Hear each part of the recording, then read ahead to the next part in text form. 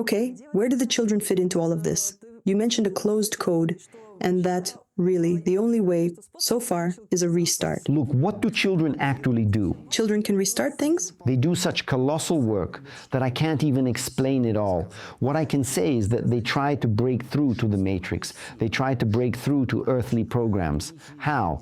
For most moms, there's life before the child is born, and life after. That's just how it goes. Sometimes it even works that way for dads. And it turns out, you think you relate to children as to children. You have your own child, and suddenly you realize that's not how you actually treated children at all. I mean, if I used to be insanely strict with kids, and with my brothers and sisters who already had kids, I would say... Like with everyone, I suppose. I used to say, make them stand in the corner, punish them, yell at them, do this, do that. And I thought, you know, logically, based on the closed codes I had, that it was the right thing to do. Of course it's right, so they don't fuss, spill things, shout, stomp, or disrupt our conversations. And then Masha was born. My friends asked, doesn't she bother you? I realized this child was literally jumping all over me, and I was enjoying it. And you didn't feel like putting her in the corner. Exactly. But she creates an open code. In you? Yes, in that moment. And in moms and in others too. At that moment, on one hand, it's an insane load, just a wild energy information load. Physical and mental too. I'd call it a global restructuring. A child is a huge number of uncontrolled processes happening all at once, and you have to align with them and interact with them, because this is our development. It's not their development, it's ours. So basically, moms or dads, when they're with their kids, they feel exhausted and often very tired because... It's an update. An update, yes. That's all it is. So it's not because they've overworked with the child, but because they're under an energetic load. The point is, they expected, or rather, their software with closed codes expected, one picture of the world and another one showed up. They thought they would adjust, but they had no idea how much. It's like when I went to our good friend, a dentist, and he said, I'll fix all your teeth in 3 days. I thought, oh, others said it would take 7 to 8 months. 3 days, great, I'm in. But I didn't realize those 3 days would cram in all the 7 to 8 months the other doctors wanted. In terms of how it feels. Yes. And it's the same concentrated effect with the child. When the child arrives, mom says, oh, I woke up when the child turned 5. Meaning, I realized I'm alive again, but in reality, a massive restructuring had been going on all that time. When parents are ready to enjoy everything that happens with the child, in the child-mom contact, child-dad contact, child-society contact, when you agree to this process, things move tens, sometimes hundreds of times faster and more efficiently, and the child doesn't have to drill it into you. Dad, mom, pay attention here, work through this, you did it wrong, try again. They are guides for us. They show us what needs to be done, sometimes very drastically, when they get sick or when something unpleasant happens to them. They act as pointers, where to look, which sensitivities to open, which inner states to awaken. And if those states are already active, we call them love, kindness, humanity, tenderness, openness, sincerity, authenticity, and constant growth. That's the foundation.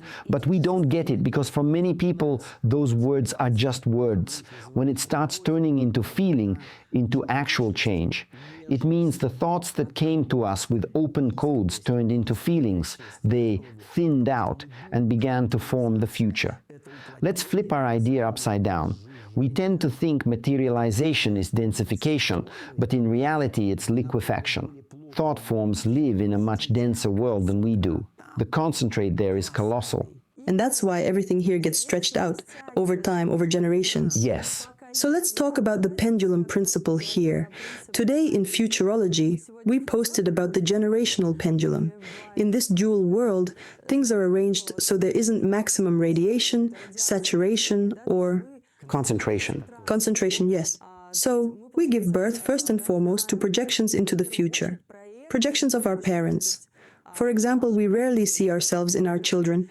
We tend to see our parents, on both sides. If a child is born in a couple, it represents a single lineage. Grandparents on both sides carry roughly the same basic qualities and settings, even if they seem very different to you when you're inside the situation. There's been a lot of discussion about this, which we'll get into, but many people were upset by the idea. I was too. Wait, my mom is my Masha, right? Or, oh, my son is my dad? You know, it's a digestion process when my code isn't open. Because no matter how much I try to understand the world, I still have closed categorical patterns. Let's first ask, does this pendulum principle apply to all children? You said the first group is unmanifested projects that come to us as children. The second, gods who have never incarnated, so they can't, or can they still carry the qualities of our grandparents? I'd like you to expand this from your perspective. Who are the gods? Let me start there. Gods are those who created the play, the stage, the theater, and the possibilities for everything happening here.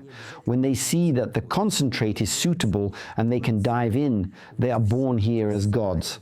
But they're the creators of all the scenarios we are in. And they dive in here in order to have experience, to see. From the outside. They see from there. And from the inside. But their point of view is like looking at an island from a ship versus standing on the island, walking between the trees, and sipping coffee at a cafe. When you look from above, you know everything, but you don't fully feel the pixels because your processing volume is too large. So they create that island, increase its potential, power, density right up to the brink of explosion. And that density then matches theirs. I've already said thought forms are much denser than we are. Here, our concentrate is all these beliefs, concepts, interactions, knowledge, and information. We're barely surviving in all these cards. The internet, tax systems, governments, religions, and tech processes. When the concentrate is ready, they dive in and start watching from the inside and the outside, creating a more conscious picture, like a sensor sending data back on what they created. So, how is it there? Is it going the way I planned? The way it was interesting to me? And yes, only a small number of gods can dive in. But right now, we're in a concentrate that hasn't thinned out yet. A concentrate where a huge number of gods could come in and give feedback on what they see from outside. It's like planning a trip, that's one thing. Actually traveling, that's another. Hearing someone describe Rome, Tokyo, or New York is one thing. Being in Rome, Tokyo, or New York, completely different.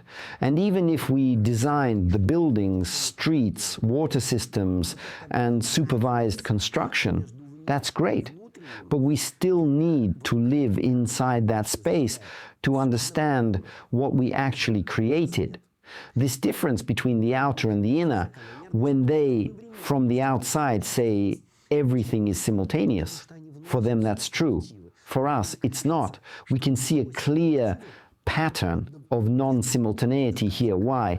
Because they introduce corrections. For them, the picture isn't static. It exists all at once. They tweak everything at once, but we see those changes rolling out as a sequence. Okay. It's still sequential for us.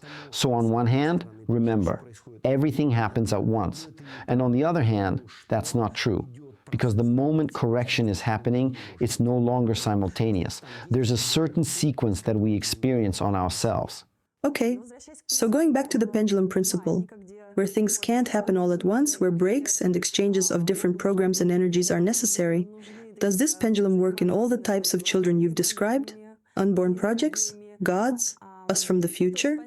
Will our parents always be reflected there? It's clear that up to age 45, as you said, mostly our parents are born, and after 45, we become too complex as systems. Yeah, we become too complex. By that point, we already have experience, volume, and capabilities. And of course, there are nuances. It's like making a super complex microchip. It's harder. One tiny mistake and it blows. But it could produce so much, or you can just make a simple little rod. And related to that, there's a question. There are many more pathologies in children born at a later age. Yes. What is that about? Parents' beliefs? Because we try to cram an enormous number of qualities, abilities, and speeds into a single microchip. Before, we had this metal device with numbers, we'd roll it, and that was our calculator. It rarely failed because it had little teeth, gears, that kept working until they wore down. Now we're talking micro nanoparticles layered in because we process huge amounts of information per unit of time, all packed into a small unit of space. Okay, then why do our parents show up as our children before 45? Why does the pendulum principle work that way? In theory, for one simple reason: the pendulum principle works everywhere, not just in the birth of children, everywhere. So it's oscillation. It's oscillation. Remember I said, through the bad comes the good? When you're feeling good, look back. That's when the good was being laid in the form of the bad that was happening. What is bad? It's restructuring, transformation. But it doesn't have to be bad, because bad is our perception seen through a closed code. We've piled way too many beliefs on ourselves, and we use them as lenses to view the world, while our actual focus comes from open code. Our soul is always open code. All the programs that merged to form our personality, let's call it personality here and now, are all open codes. They're all open. But the problem is when we interact with more information than we can process. And processing is simple. Open the code and compare it with what we already have. Sometimes we overload. That's why people say we need sleep during the day, sleep at night, and time where we just stare at the ceiling. There's a word for it. Procrastination. Yes, that's actually needed, because that's when everything aligns, codes open, hacked programs leave, and the process of transferring from short-term to long-term memory resets. Our task is to stay in certain qualities. How does that look? Being in interest, in love, in enjoyment. In other words, being able to open codes to everything we interact with and to enjoy it. So it's exactly because of the pendulum principle that children open codes for us. Yes. Because the codes we took from our parents came in closed, and especially when our parents annoy us or don't match our expectations, we stay biased toward them. But when our parents come back to us in our children, and we feel unconditional love for them, that's why the code opens. Let's say... because we feel you see... completely different feelings toward them. Yes, but remember, what irritates us most in our child are our own flaws. Of course, the ones we brought in. Exactly. So they're saying, look, you've got a closed code here. And I'm thinking, damn, why do you irritate me so much? Because they're showing you precisely where the closed code is. When I'm your grandma or grandpa who put that code in you, and you process it with them. And they're also your beloved child because they came to open the world for you. Children open the world for us. On one side, they open it when we're stuck. And then what we were supposed to do, but didn't, shows up as a child and says, hey, you were supposed to open that shop, write that book, start that company, or move to the next level of your work. Stop being just a doctor and open a whole clinic where you'll do everything by the principles you already know. Exactly. So it doesn't work linearly. We looked at our own examples, how it played out for each of us. 10 years ago, I got really into this topic and dug deep into your family line, my family line, and what showed up in us. I can say both my grandmothers, on my dad's and my mom's side, both named Vera, were in some form of medicine, one a midwife, the other a vet. I also consider myself a kind of healer. It's just not linear. With each new time layer, everything moves to a new level. That doesn't mean I'm the same personality as they were. It means the set, the cluster of qualities they had. Abundance, fertility, is part of me. And through my uniqueness, my personality, I use those qualities like notes to compose my own melody. That's what we're reminding you of again.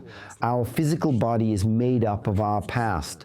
The more multifaceted our past, our grandparents, great-grandparents, their occupations, what they did, thought, how they realized themselves, how they interacted, what they were curious about. That's our physics. At birth, we take certain vibrations, then move toward them, building up potential and speed of exchange while opening codes in every piece of knowledge and every software we encounter and become. Love is when we accept something by opening its code. So if we're conductors of code for our children, our task as parents, we've already dissected grandparents, is to create conditions, right? Yes. And do you know what these conditions are? Again, we're going in circles. Happy mom, happy kids. We can create conditions for a child not by sending them to 1,000 clubs and classes, not by forcing them into everything, but by the mom actually enjoying life, being interested, being fulfilled. That's what gives the child a green light for all their new achievements. The child comes for the mom, and when the mom is fulfilled, the child can then focus on themselves. Children's first task is to transform their parents, and only then themselves. Before puberty, children use every method, a bit surprising to us, to change us. Is there a ratio of who influences whom more? On the one hand, happy mom, happy child. On the other, the child came to change the parents, including the mom. What does that influence look like? Look, they use different tools. Sometimes a child can irritate parents so much they're literally at their wits' end. That's not even an exaggeration. They're going crazy from them. It's a dual feeling. On one side, this is my child. And on the other, why are you driving me nuts? That's usually the transitional period. No, I'm talking even about very young children, because parents expect them to be obedient. The worst thing you can have is an obedient child. The best is when you have a real connection with your child, when their interests light you up, when they ask you about stars, about thoughts, about everything, and you answer, getting involved and enjoying the process. That's when you grow. Okay, another point. Your phrase, happy mom, happy child, has already become a kind of guiding star for many people, to feel more normal in parenting and to let go of toxic guilt. When a mom realizes she can't fully please the child and that she also needs to care for herself. Some, though, swing to the other extreme. Happy mom means the child will be happy too. I'll focus on my life, my relationships, my business, and we'll see each other whenever. Bye. Which means we're moving on to the next nuances, and they're important too. Okay, but wait. A child's connection. Right, connection. Their permeability and absorbency are much higher than in adults. We consider adults from the moment childhood ends, around 25 to 26 years old, more or less. Some data even say 29 to 30. So by 25 to 26, you should be finding yourself. Yes, you're still growing. By 30, you can still be corrected, guided, supported. After that, you need to fly on your own, like a fledgling that has already... grown its feathers. Yes, has fledged. And the idea is that everything unfolds so that we become who we're meant to be and have the chance to stop doing only the musts and start working creatively on what we actually want, around 71 to 73. That's when we're freed from a lot of obligations and can play the game we want to play. Wow. If we've gone through all the stages, because we tend to attract a huge amount of blockages. The problem for most people working on their health is they don't keep that mental clarity. Why? They're clogged with beliefs, with closed codes. Our task, in theory, is that by 71 to 73, our mental clarity should be 1,000,000 times greater than at 25. But we see the opposite. As adults, we turn into little kids, but in a different way. Little kids zone out because they perceive through open codes. Grown-up little kids perceive through closed codes. If something doesn't fit their template, they don't want to interact with it. They interact with the world through accumulated beliefs that barely show any trace of the soul. It's like being the living dead, just performing a function. In many cases, a modern robot with AI can interact with the world deeper, more precisely, more clearly, and more sensitively than an elderly human. Again, it's not about everyone, but many people are exactly in that state. That's the point.